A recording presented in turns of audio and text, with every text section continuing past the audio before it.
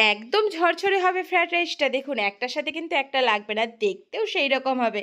আগে তো দর্শনধারী তারপরেই গুণ বিচারি, কথাতেই আছে, তাই না বন্ধুরা? দেখুন আমি বাসমতি চাল নিয়েছি, চালটাকে ভালো করে ধুয়ে নিয়েছিলাম, ধুয়ে নিয়ে জল ঝরিয়ে রেখেছি। এরপর দেখুন আমি বেশ কিছু সবজি নিয়ে নিয়েছি আর হাঁড়ির মধ্যে জল দিয়ে তাতে তেজপাতা, গোটা গরম মশলা আর তার সাথে সাদা তেল, নুন দিয়ে চালটা তুলে দিলাম। দেখুন একদম জল কিন্তু খুব বেশি দেবেন হাঁড়ি ভর্তি, তাতে কিন্তু ভাতটা ঝরঝরে হবে। ভাতটা প্রায় 80% হলেই নামিয়ে নিন।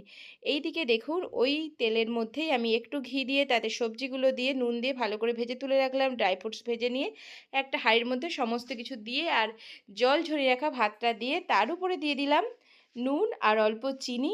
আর দেখুন বন্ধুরা আর দিয়েছি জায়ফল। জায়ফলটা দেবেন, একবার এভাবে বানান, এত সুন্দর ফ্লেভার আসবে কি বলবো। গুঁড়ো দিয়ে মিক্সড করলেই রেডি তো।